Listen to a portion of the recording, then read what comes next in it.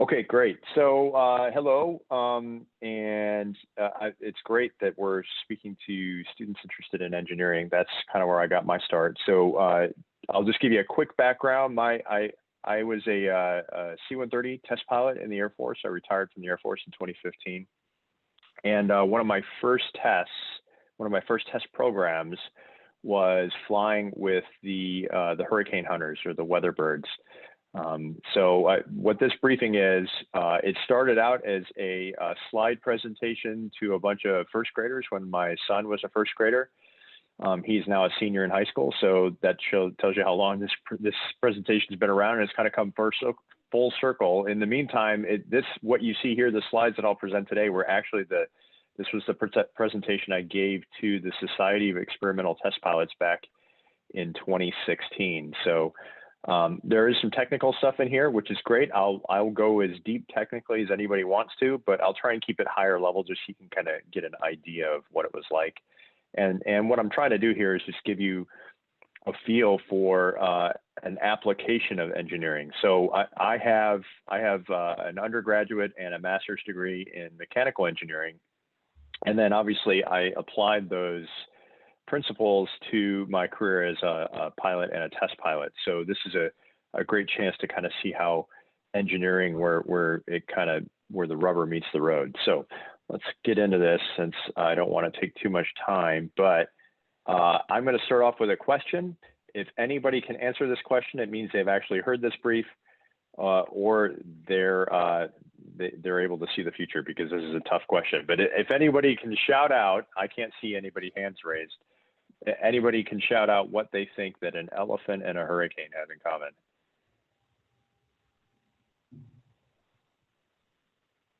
Silence.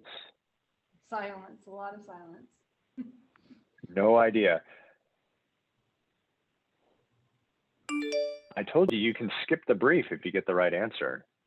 So there was one answer. They're both very strong. They're both, no, that is true, but that is not the answer I was looking for. Well, you'll know the answer by the end of the brief, so pay attention. Hopefully you'll catch it, and I think it's actually pretty hard to miss. So we'll keep moving along here. So I'll give you a quick background on why we even hunt hurricanes, and then we'll get into the testing specific stuff. So a little background on hurricanes. Hurricanes are heat engines, right? So they're storms that suck up heat from the ocean, which then strengthens them. And then depending on the temperature of the water that they kind of move over, that directly relates to the strength of the storm. And so we're obviously interested in hurricanes because of the damage they cause, and being able to predict where that damage is going to happen means that we can save lives by telling people that they need to leave before the hurricane gets there, and give them enough time to do that. So to understand hurricanes, you have to understand kind of the scientific principles behind how it works. So you can see in the lower left there, kind of a cutaway of what a hurricane looks like. The center, you can kind of see the eye there, and then there's the rain bands that go out around it that give it kind of that galaxy-looking spiral structure that you see. And essentially what it is it's an extremely strong low-pressure system. And then everything rotates counterclockwise in the northern hemisphere around that low pressure system. And so you can see, when you look at it from a satellite, people kind of ask that a lot. Why do we even fly into hurricanes if I can just look down from a satellite and I can tell you where the hurricane is? And I would say that is true. You can see generally where the hurricane is. It is very difficult from a satellite to get the exact center of the storm, which is where that low pressure is centered. And that's what you need to know, because where that low pressure moves, that's going to affect how the storm acts. And so you need to know exactly where that is. And then secondary, you need to understand the vertical profile of the storm, like what you see in the picture on the left there, because how the storm is acting vertically, you can see the heat is rising and the cooler air is descending and then it's kind of swirls around itself. You have to understand that vertical structure to really be able to put in the models and predict how that hurricane is going to act in the future. So you can't get that by looking down at it from a satellite, but you can get it by flying through it. And then as we're flying through it, we drop things that are called dropsondes. You can see them up in the upper right there, which is just basically a set of instruments under a small parachute that as it's dropping through the storm, it sends back information on temperature and pressure and wind speed and location and all these kinds of things so that they can then feed that into the models to do a better prediction of what the storm is doing. So that's why we fly through these hurricanes. And this is kind of what they call an alpha pattern. This is what it looks like when they fly through it. So you make kind of an X shape flying through it. You go through you start in one corner, you fly through the storm, through the eye, and then out to the other corner, and then go up and start the other corner and come back. And by doing this profile and dropping dropsondes at various places along the way, they can feed into their models and get better predictions. They do, as the storms get closer, they will start doing 24-hour coverage of the storm, which means there's something or someone flying through that storm 24/7 as it gets closer to land, because they want to keep that prediction as accurate as possible. And I should also note that the hurricane hunters, they're stationed in Keesler Air Force Base, which is kind of in the Mobile, Alabama area. They have a 16-hour response time. So when the National Oceanic and Atmospheric Administration, or NOAA, when they call up the hurricane hunters and say, hey, I need you to chase a storm, they've got 16 hours to get to that storm. So during the storm season, which we're just coming to the end of now, they're on alert that whole time. And like I mentioned, it's all about saving lives and property, right? So the real reason we fly through these storms is to improve these models, which you may have seen if you've ever paid attention to what some of the hurricane prediction models go. That cone that you see, it gets wider as they're looking further into the future, right? So you can start off with a pretty good guess of where it's going to be a few hours from now, but a few days from now, you have to kind of spread out where you think it might go. And the problem with that is the more spread out it gets, the bigger the area that you have to evacuate. And if you start evacuating too many areas that don't actually get hit hard by the storm, people stop ignoring those warnings, and then that's when you get into trouble. So the idea is to get that cone as narrow as possible, as far out as possible, so that the people that really do need to evacuate and prepare can do that. Okay, so this was back in 2005. And so what was going on in 2005? Well, there was a brand new version of the C-130 airplane that had just come out. It was called the C-130J, or the J model is what we called it. And so some of the significant differences you can just see in the picture there. The top right picture, that's the old airplane. That's the C-130H, WC-130. They put the W in front because it's the weather hunting bird. And they've got special instrumentation on there for weather stuff. So that was the old one. The bottom one is the new one. The most obvious difference is you can see the propellers. There's 6 propellers on the new aircraft, whereas there were only 4 blades on the propellers on the old aircraft. And so what those new propellers did for us is it really increased the range, endurance, and speed of the aircraft. In fact, it's got new engines too. You can't tell by looking at it, but those are new engines and new propellers, and then a whole boatload of electronics on the airplane, so that what used to be kind of mechanically controlled throughout the airplane, because C-130s have been around since the 1950s, and a lot of the things hadn't changed significantly since then. But back in the 90s when they were designing this, and then in the early 2000s when they were deploying them, we started to get some of the newer avionics. So we got heads-up displays and electric screens, and we had computers controlling everything, and so it made it a whole lot more capable. In fact, we could make the crew smaller because we had the computer doing things that people had to do before. So it helped there. We got increased reliability, and we were just able to do a whole lot more with the avionics that they installed in there. So the Hurricane Hunters were actually the first unit to transition to this new version of the C-130. So everybody was pretty excited about it,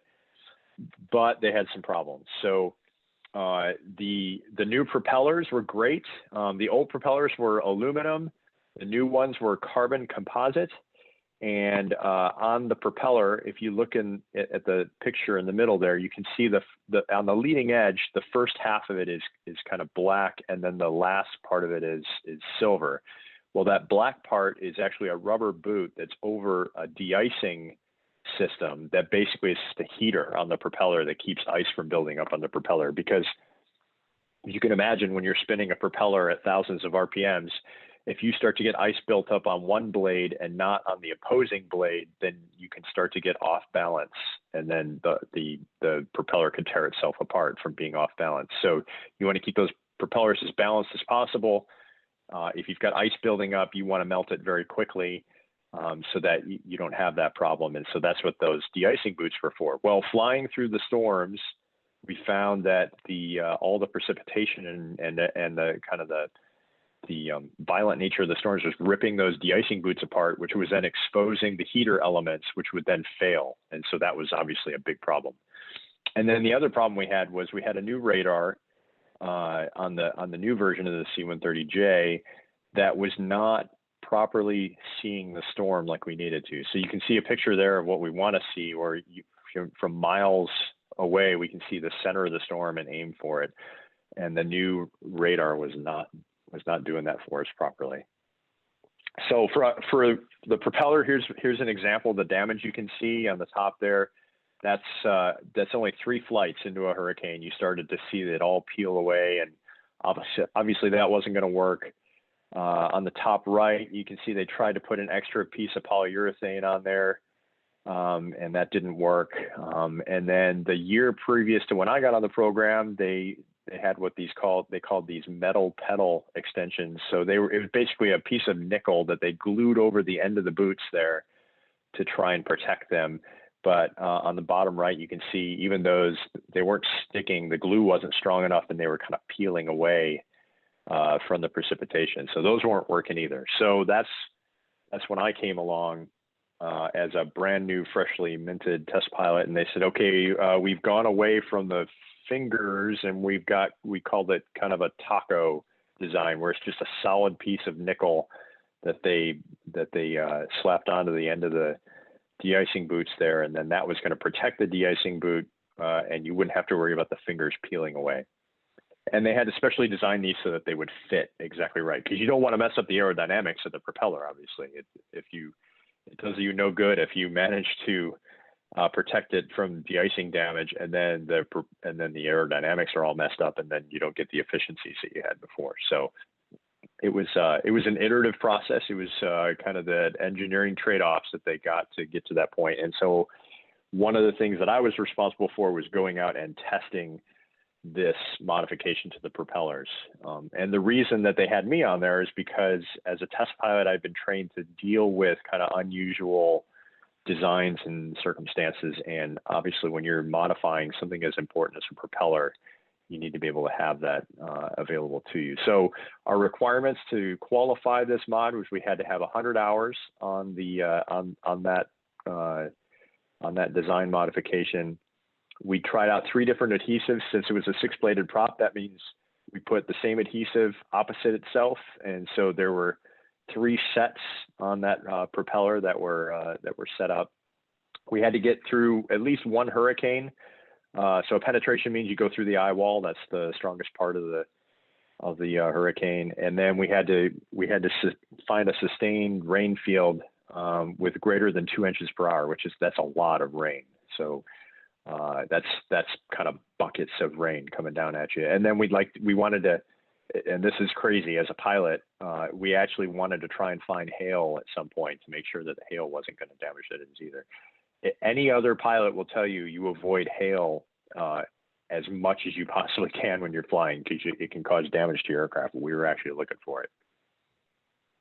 As far as the radar goes, it was really weird. We had, depending on what airplane we were flying what day, we would either get too many returns. So that means that it was just blitzing the radar display with a ton of rain where it wasn't necessarily even there, or we weren't getting enough returns where the radar just said, I'm not seeing enough to even tell you what's out there. That's that middle picture there. You can see when when it puts the blue behind a return, it's basically saying, I can't see through that. I have no idea what's behind it. And that wasn't going to work for us either. So we had an expectation that it was a receiver transmitter calibration error. So the way our radar works is it transmits out radio waves, and then as those waves bounce off of objects, some of them get bounced back, and then the receiver measures how much energy was sent out versus how much returns, and then it can tell you, how, from a rain perspective, how much rain there is and how far away it is, and those sorts of things. And if you don't calibrate the transmitter in terms of how much energy you're putting out, and the receiver in terms of reading how much energy came back in, then you're going to have problems like this where the radar just doesn't know what it's seeing. And so we suspected that was a problem. So we had built a new feature in the software to allow us to manually calibrate those. And we were hopeful that would give us the fix that we needed to actually get the radar working right in that sweet spot. So we had to plan it.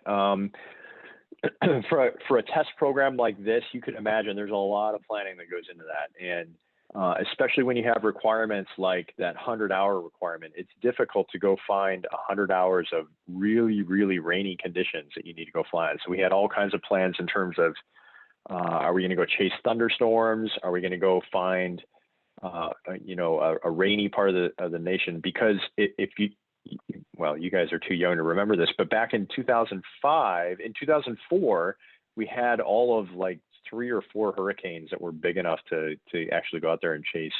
And we weren't counting on having a strong storm season to be able to go and conduct the tests that we had. So we had to assume that we had to find the conditions that we need somewhere else. We didn't know that we were going to end up with the storm season that we did, and with Hurricane Katrina in the middle of that.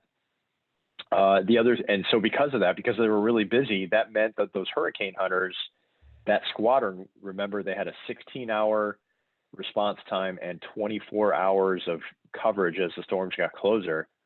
That meant they had real world tasking that they had to take care of, and they couldn't necessarily support us just trying to do some test work. So they needed to be able to support everything that they needed to do normally. And we had to find a way that we could still get our tests things done. And then of course we had aircraft issues. So who can tell me what's wrong with that top picture? One of the propellers isn't spinning. Yeah, that's very observant of you. Yes, one of those propellers is not spinning. And I will tell you that we were that is the eye of Hurricane Katrina, where that propeller is not spinning. So we had what was essentially a hydraulic problem on the aircraft. And because of the way the C-130 is designed, the hydraulic pumps are directly connected to the engines. So the only way to turn off your hydraulic pump is to shut down the engine.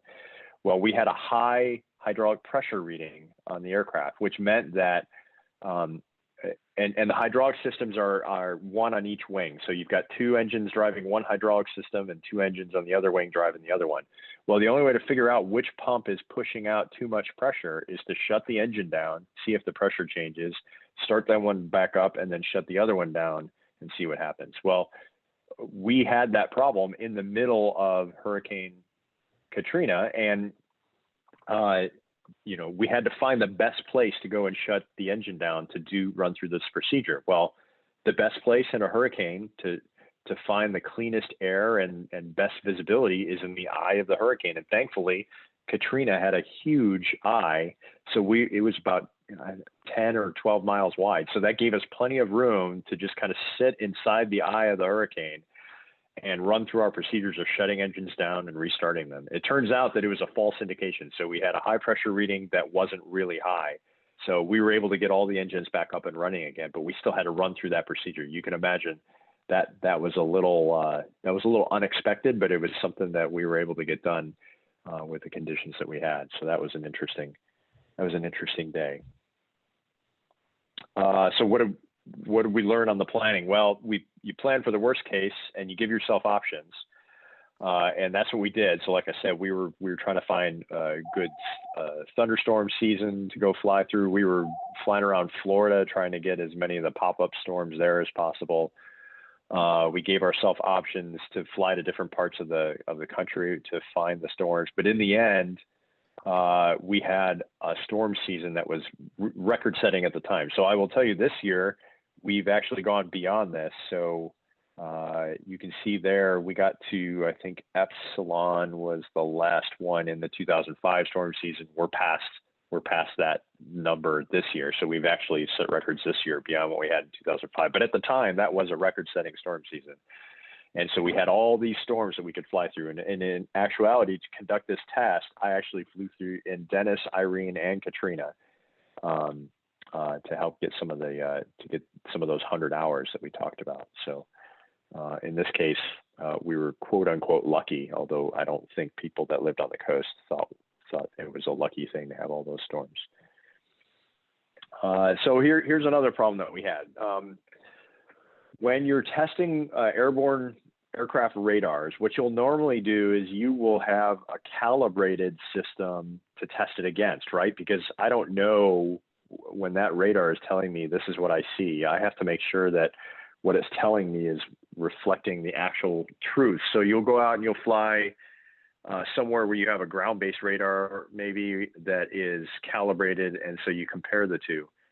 We didn't have that, and so what we were supposed to have was a dedicated instrument, a kind of a pod that was going to sit out on the wing, that was going to basically count or measure how much rain we were flying through at the time, which we could then correlate with what the radar was saying. And it was an instrument we were supposed to get from NASA. Well, we got to the storm season and NASA said, yeah, that's not ready yet. And so then we were left trying to figure out how are we going to calibrate our radar so that we make sure that it's what it needs to be. So anybody have any ideas on how you might do that?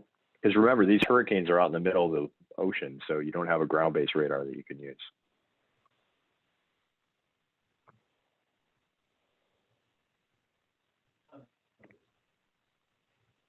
A boat. Saying a boat or a ship, using that to help. Okay, who wants to volunteer to go out in a boat in the middle of a hurricane? Yeah, we didn't get any volunteers for that either, so that didn't work.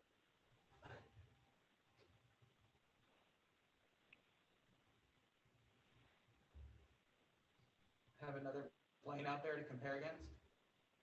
Yeah, that's an idea. The problem with that is you really need the plane to almost fly close formation with you because you can see how varied the rain precipitation is. So that would be difficult to coordinate, especially when you're flying through the clouds. You don't want to be necessarily in close formation. It's something we thought about, but again, the real world taskings it was bad enough we were taking one airplane away from them to get this test done, let alone getting a second airplane dedicated to the test program. So it's something we definitely thought about, but we couldn't make that happen logistically.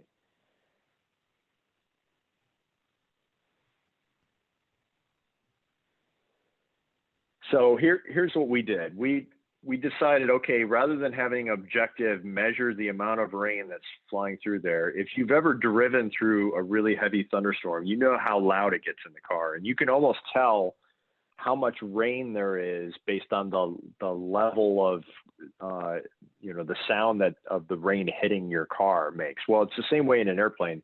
The heavier the rain is, the more sound it makes hitting your windscreen. And so we decided what we'll do is we've got a pretty good sized crew on board the airplane. We had typically on these test missions, we had probably 10 people on board the airplane. So we said, what we're going to do is we're just going to survey everybody on the airplane and have them subjectively tell us how much rain they think we're flying through at a level, kind of a low, medium, high level. And then we'll correlate that to where we are in the storm and what we're seeing on the radar. And that'll at least give us an idea qualitatively that the radar is doing the right thing, what it should do. So then we needed a scale. We needed something to say, okay, are you measuring right now? Are you hearing level X, Y, or Z? And we needed something that everybody understood. So it couldn't be just, we had meteorological experts on the aircraft. We had systems experts on the aircraft. We had pilots. We had navigators. We had load masters. So we needed something everybody understands. So we said, okay, I think everybody's probably got pets or has been around animals. So let's say that it's an animal urinating on a rock. And then doing that, we can say, was it a dog, a horse, or an elephant? And anytime we got to the point where we said an elephant, then we knew we were in the heaviest rain.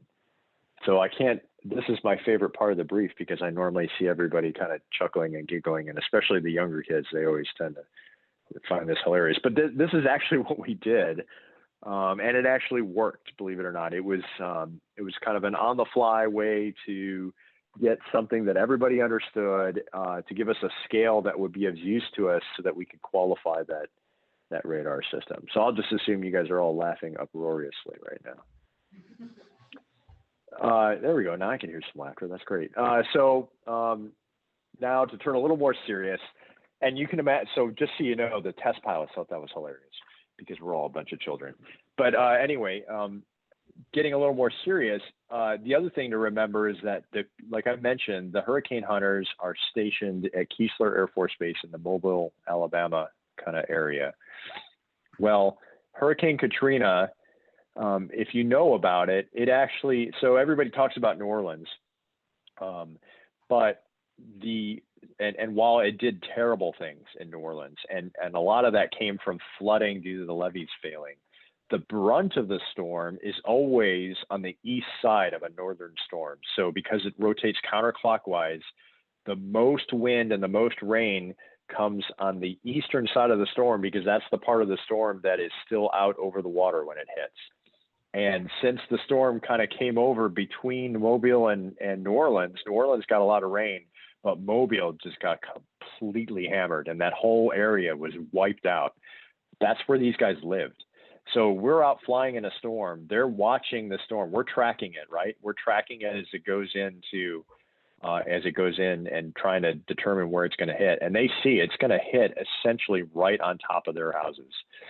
And despite that, they didn't say, okay, you know what, I can't fly this mission. I got to go take care of my house and everything else. They said, no, actually, because of that, we need to be out there flying these storms, and we need to be out there doing everything we need to do because it's very personal for them.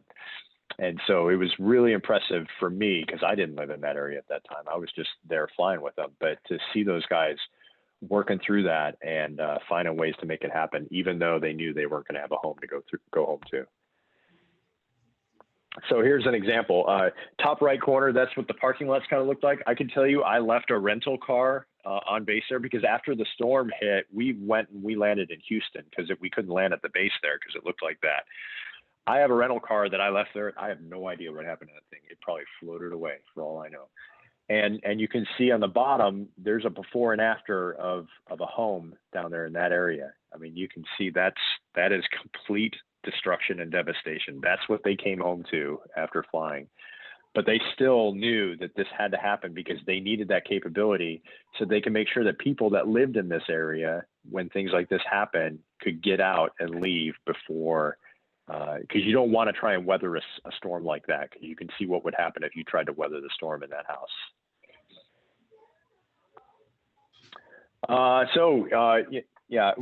One of the things we talk about in the Air Force is, the mission first, right? So mission first mentality, you got to get the mission done. That's true. I would agree with that. The mission has to happen, especially an important mission like this. But at the same time, you have to remember that it's people that you're working with, and these people have backgrounds and homes and families that they have to worry about as well. So you have to take that into account when you're working with them. Here you can see kind of the progression on the right side there with the pictures of the predictions of the storm. And you can see it starts off pretty vague. If you didn't know, the storm actually hit the U.S. twice. It actually crossed over Florida. You can see in the top left picture there as a kind of a lower strength storm, and then it sat out in the Gulf of Mexico and just built up strength, and then it finally came in and hit. And then you can see where it hit, right in the area where those guys lived. So where did we end up? Well, the radar worked. All those fixes that we talked about and the grading scale and everything, we got the radar to work exactly as we wanted to. And that propeller fix turned out to work as well. And we were able to get that certified, get the 100 hours and all kinds of water and hail and all that kind of stuff kind of beating it up. And so after this year, they were able to fully qualify the J model as their main aircraft, and they could get rid of those older C-130s that were very maintenance intensive and things like that. So it was a success story. And then just to review, you got to do something like this, you really have to understand the mission that you're going into. You need to plan, but don't make the plan the only option for you. You got to give yourself options, and you got to be able to roll with the punches, because the plan will never stay intact. You're going to have to change things as you're going along. Don't be a slave to your established techniques. If you come up with a new grading scale that works for you, then go for it, even if it's silly. It'll still get you the data that you need. And don't lose sight of that big picture of the people you're working with. So there's a picture of the airplane afterwards. You can notice, so I can tell you this thing came out when we started the test program. It had a brand new paint job. And now you can see, you can see the paint on the nose, and on the front of the front of the props right there is just completely gone. That was from getting beat up flying through the storms. So that, just real quick, that's kind of pictures of the eye wall when you're inside a hurricane. That's what it looks like. Here's what the HUD looks like.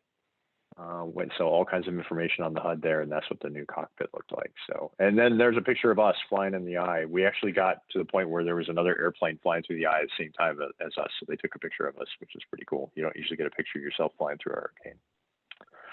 All right, so I think I gave myself 5 minutes for questions. So I will open up if anybody's got any questions. I zipped through that pretty quickly, so you've probably got some questions.